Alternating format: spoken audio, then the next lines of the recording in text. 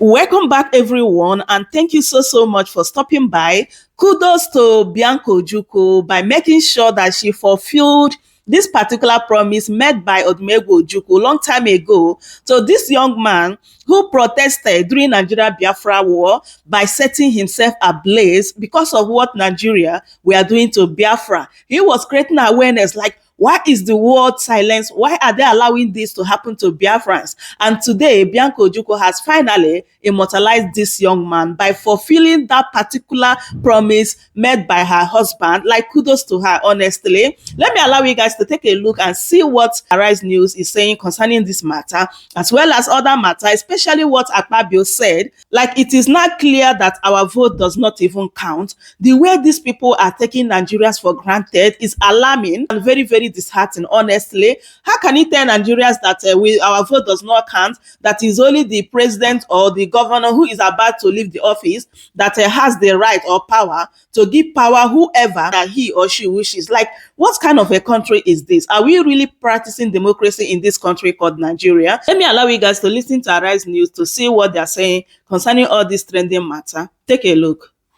Bianca Ojukwu, Nigeria's Minister of State for Foreign Affairs and widow of the late Biafran leader, Dim Chukwuemeka Odumegwu Ojukwu, has fulfilled a decades-old promise by honoring Bruce Mayrock, the 20-year-old American student who died protesting during the Civil War.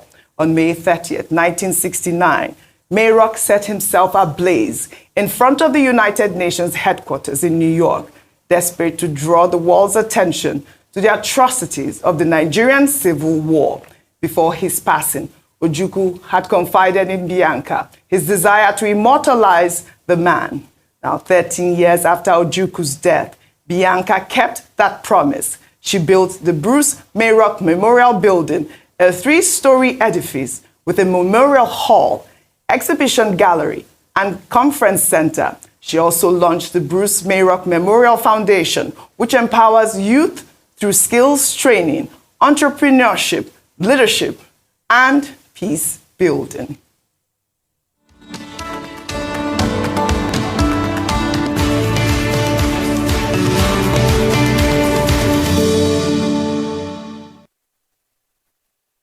Bianca described the project as a tribute to courage and a lasting reminder of the power of one voice, or power one voice can have against injustice. Dr. Abati, over to you. Okay. 51 years after the end of the genocidal, fratricidal civil war in Nigeria, 1967 to May 1970. I think it's refreshing. It is enlightening. It is instructive to see that the memory has not faded. And this is what Nigerians must realize, that memory is something that is very important as part of our collective heritage. And what Mrs. Bianca Ojukwu is doing is to remind us of that part of history. Now, so this Bruce Mayrock Memorial Building is to remind us of that history. It's supposed to be a memorial building that records the history, iconic moments, and also pay tribute to this American who sacrificed himself in protest against that fratricidal war, in which over 100,000 troops died, over 2 million people were displaced.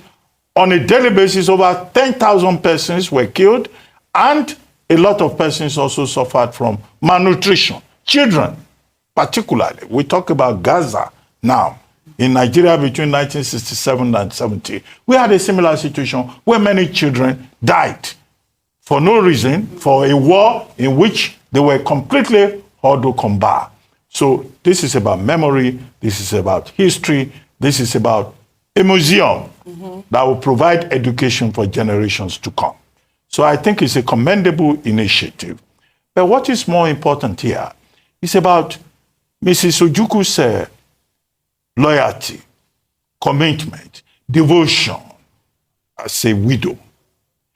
One of the last wishes of Dim Odumegwu Ojukwu was that he would like a memorial building to be built in honor of this gentleman, Bruce Mayrock, who engaged in an act of self-immolation in identification with the people of Biafra. Now, some widows are merry widows. Once their husbands die, they just break off.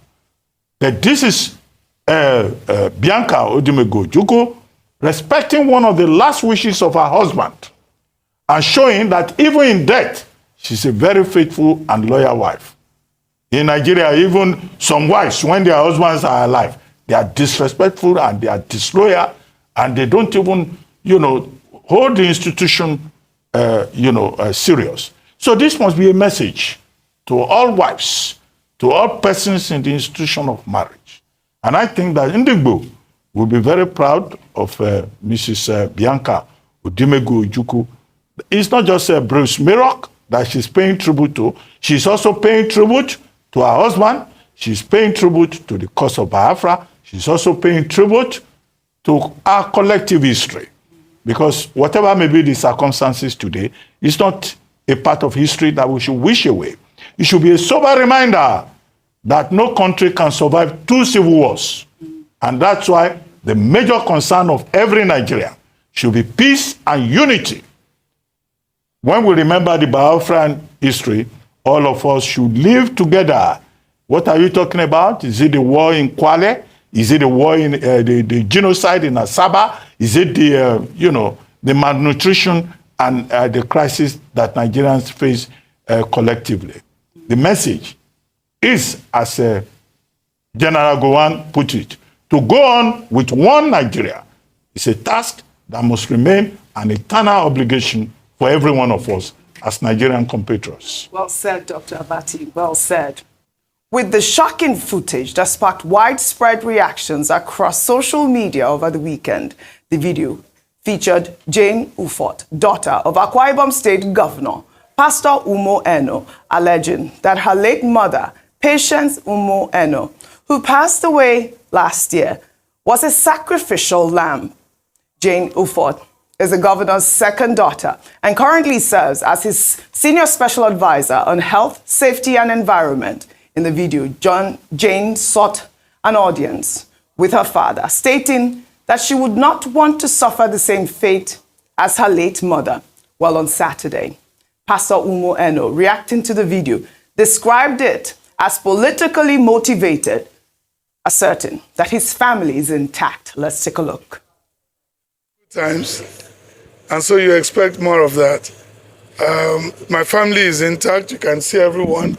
And the event we're talking about happened immediately my wife passed last year. So why is it surfacing now? And why is it on the eve of a second-year anniversary that we're celebrating the milestone that we have achieved? This teaches me that there are detractors around. And so my family is intact. You can That's Jane herself there. That's my daughter, that's the husband. So we have a good family. The pressure on the kids when they lose a loved one and could be traumatic. And we must know that. All I can appeal to the public is, please, they shouldn't bring back sad memories. It's enough that I've lost my wife, and I pray that they allow her peaceful soul to rest in peace, and don't try to. But I can't be distracted. I remain focused. I'll continue to serve Akwa Ibom people. And I don't wish what happened to me will happen to anyone else. So people throwing this around, if that's what they wish for themselves, I wish them luck. Yeah. But we're running. My family is intact. I think even in politics, family should be off limits. Family should really be off limits. And so I don't think it's anything. You see me, I'm here, and we're good. Okay. Thank you. This was really good. I am glad that the governor came out to debunk the story. We did see it circulating, and I didn't understand why, the media outlet reported it like, she was accusing, Pastor Umo Eno of killing her late mother. In the video that I watched that was circulating, nowhere did she mention that her father was responsible for, her mother's death. She appeared to have been, trying to get the attention of her father. And like her father has said, the pastor is saying that it's politically motivated. And at no time, did she accuse him of, killing her late mother. And like he said, their family is still mourning. Just a year has passed. And, we should let them mourn at this point. Absolutely. I love that he concluded by saying in politics, family should be off limits, especially because we all understand, all of this happened before us. We watched all of this transpire. He was married to his wife for 38 years, has a beautiful family. Now, one thing about grief, especially as Africans, is that it takes on quite a peculiar shape. When you see Africans grieving, it's a little bit different to when other people are grieving. It's common, especially when an African dies. We seldom accept that it was natural causes. The discussion at funerals is always around, who did this and who. So, all of this has to be contextualized around the pain of these, of the daughters who feel that their mother's life was cut short before her time. And it's unfortunate that people are using this to bait for other issues. These are internal family and very sensitive issues that we don't need to, to get excited about these types of things circulating on social media. And I'm glad he came out with his family and showed that the issue is settled. He pointed out, he said, there's Jane over there. Jane was in the entourage there. They've settled their issues. And this is the thing with family matter. We allow families to resolve their issues. Dr. Bati, we have very limited time. You mentioned grief. The authoritative text on grief is by Kubler-Ross on death and dying. Kubler-Ross identified 5 stages of grief. That when people lose a loved one, they go through stages of grief. Other theories have identified 7 stages of grief. Now, I mentioned that to go to the statement that I saw by the governor, Umoeno. He said, look, this incident occurred when the mother died, Patience Uluwakemi Umoeno, in September 2024, following a short illness. So, children, members of a family, they can reflect, they can react differently on that scale of 7 stages of grief, 5 stages of grief that I've identified. But the governor's main point is that, look, this is politically motivated. The children may have reacted that way when their mother died, while they were grieving. But it shows that in Akwa Ibom State, people are playing politics. They want to sabotage him. This is why they have brought it up on the occasion of his second year in office, to change the narrative. Now, my point is this. Section 37 of the Nigerian Constitution recognizes the right of every individual to private and family life. You can run your family life, you can run your private life the way you want. But in Nigerian politics, anything goes. They will bring anything and throw it at you. And this is what Governor Umoeno is facing at this moment. But I think it's important that he has clarified this by saying, look, this material is dated and that his family is intact, and he doesn't think that people should disregard his rights under Section 37 of the Nigerian Constitution. But Nigerian politicians are unconscionable. They just want power.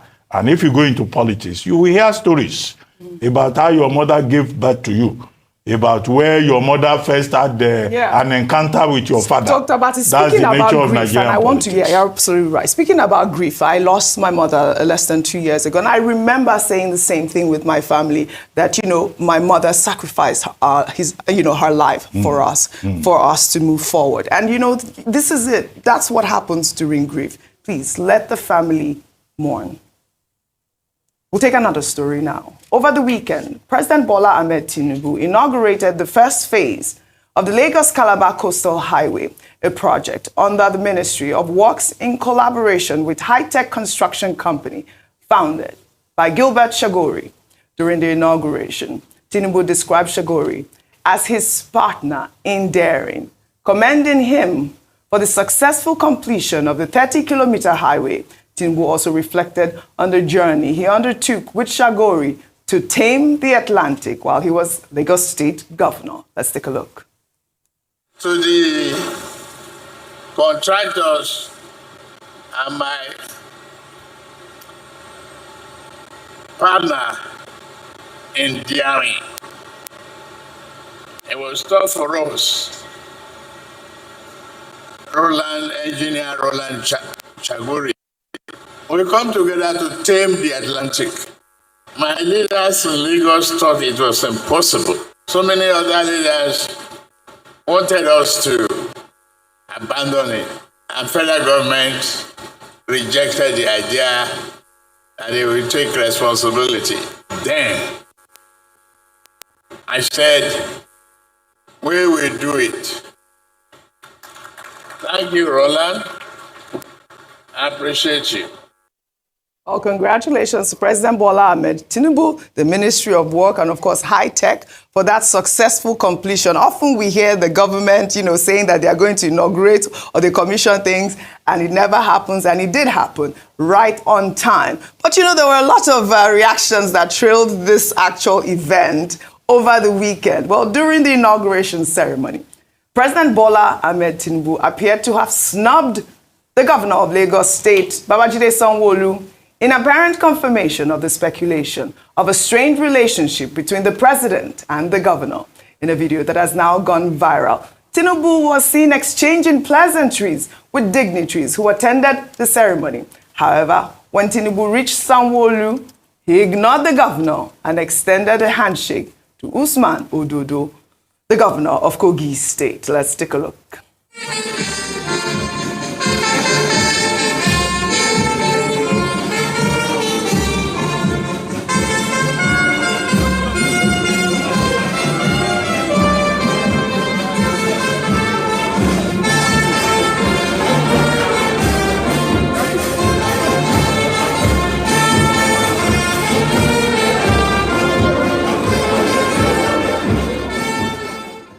All right, we saw that video. I've been by. There's been that story. No, because you're smiling.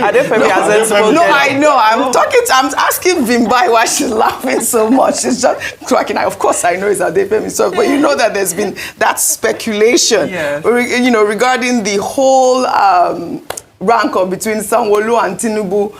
And that, even Dapo Abiodun had to speak for the governor of Lagos. There's been that speculation since Mudashiru Obasa was, removed and reinstated, obviously. But before we discuss, let's take this story to tie it all together.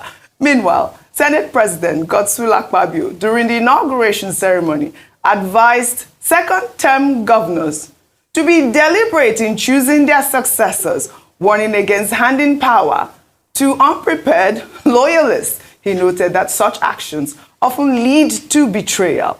Akpabio also hailed the president as a visionary leader for the successful completion of the 30-kilometer highway, asserting that it is a testament to the fact that things are getting better. Let's take a look. In you, Mr. President, we have a president who has both sight and vision. And this, for me, is something I must advise our governors, particularly those of them who are on their second terms. Do not give power to anybody who is not looking for power. Don't give power to anybody who is not prepared. Don't go hiding in your heart that this boy is very subservient. He's always kneeling down when he's talking to me. The wife is always rolling on the floor. I think I should make this one the governor. If you do that, you are giving power to somebody who is not prepared for governance, and they will disappoint you. That is where betrayals normally start. I'm just trying to advise. For the progressive governors, I believe that all of you are doing well because you are being led by a man who has both sight and vision. This is like 90 kilometers already done within 1 year. I have no doubt that very soon I'll drive through Akwa Ibom down to Lagos to, singing song and saying things are getting better for Nigeria. Things are getting better. For Asiwaju is on the throne. Things are getting better. Things are getting better. Things are getting better. Mr. President, things are getting better. Hey, the things are getting better. For Nigeria is on the way. Progressive government. things are getting better. Asiwaju, congratulations. I thank you all. Asiwaju, congratulations. Things are getting better. Things are getting better. That's a very Asiwaju, President. But of course, this video, obviously, there are so many dimensions in what he said, especially the fact that, you know, he's really confirming that it is the governors that give power to other governors, you know, with his statement there. And the fact that he's saying things are getting better, yes, obviously, we see the 30-kilometer road, Definitely. but will Nigerians agree with him? Adefemi Akinsonya. Oh, okay. So let's start with the Senate President's comments. Yes. The only issue I really had with what he said was where he implied that an incumbent has the power to choose their successor. That's just not what we should be platforming at all. So I think that that's what I had a problem with. Going back to now Lagos State Governor and this believed snub. You know, initially when I saw the video, I thought that perhaps the president didn't see the Lagos State Governor. I thought that's what it was. And then, you know, also when people saying that, you know, he didn't shake his hand, the governor didn't outstretch his hand in order for it to be shaken. I don't think I saw that. He didn't make enough of an effort. I don't think he did so. Do you understand? But he did obviously greet the president. I thought he did. He did obviously greet the president. If we are to play into this narrative that there is some sort of feud between the Lagos State Governor and the president, and that stems back from the Mudashiru Obasa situation, I do think that it's a bit unfair on the Lagos State Governor. I think that when it comes to situations like this, a governor should be, since we're talking about, a governor should be able to, you know, exercise his rights and powers as an actual governor. And I understand that godfatherism is a thing. I understand that when we're looking at Sanwo-Olu's actual political legacy at the helm of Lagos, he wouldn't have been able to do so were it not for the support of the now president. But I do think that in many instances, the Lagos State Governor has been treated unfairly. Yeah, absolutely. Dr. Abati, your thoughts on both? Let me start with the Sanwo-Olu story, which people have been discussing all over the weekend. Now, Professor David Aworawo, on This Day Live yesterday, had a concept. He said, look, the governor may have shaken hands with the president at the airport. Right. They may have met at other occasions. We all know that President Tinubu is the godfather of Lagos politics, and Governor Sanwo-Olu is his person. He may just have said, look, I've already greeted you so many times today. Let me attend to people who are coming to Lagos. However, the part of it that some people are uncomfortable with is that when it was time to speak, that road is in Lagos. In Lagos, so he's the host governor. They said, the reporters that were there, they said the president decided to call Governor Akwa Ibom to be the one to speak in Sanwo-Olu's territory. But I assume that, you know, it's a family affair. They will resolve it. You know, it's a father and son kind of thing. I think the matter will be resolved. Yeah. As for, well, one other thing, that I saw a story in this morning, a group called NEFGAT. They said, why are we commissioning 30 kilometers out of 750 kilometers of the Lagos-Calabar coastal highway? They said 30 kilometers doesn't amount to much. Why don't we wait till we have the whole 750 kilometers before the Ministry of Works says that we should be commissioning? That's another side to the story. And that's the one I think should concern Nigerians. Why 30? Why not 100? Why not 500? All right. However, on Senator Godswill Akpabio saying no governor should impose a sycophant, people will be kneeling down, people who are not prepared for power. No.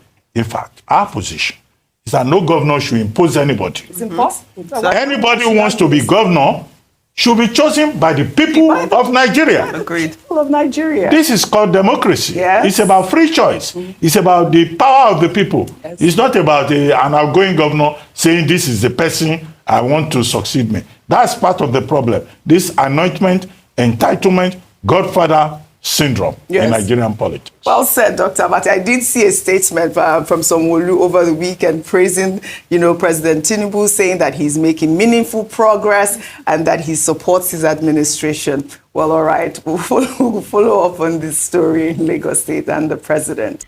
So, my people, that is it. I hope you guys had everything they discussed in this particular video. It is very, very disheartening that when we say that we are practicing democracy, but in reality, there is nothing like democracy in Nigeria, that someone can come out in public and start telling us that it is the governor or the president who is about to leave the office that has the power to give power to whoever that she or he wishes. Like, which kind of country is this? And also, just as I said before, that kudos to Bianca Ojukwu for making sure that she fulfilled this particular promise made by her husband to this young man who protested by setting himself ablaze just to create awareness of what Nigeria we are doing to Biafrans during Nigeria Biafra war. So make I bring this update to you guys. I hope you truly enjoy watching anyway. Please do wait to subscribe, like the video, share it as well. I will see you guys in my next update. Goodbye for now.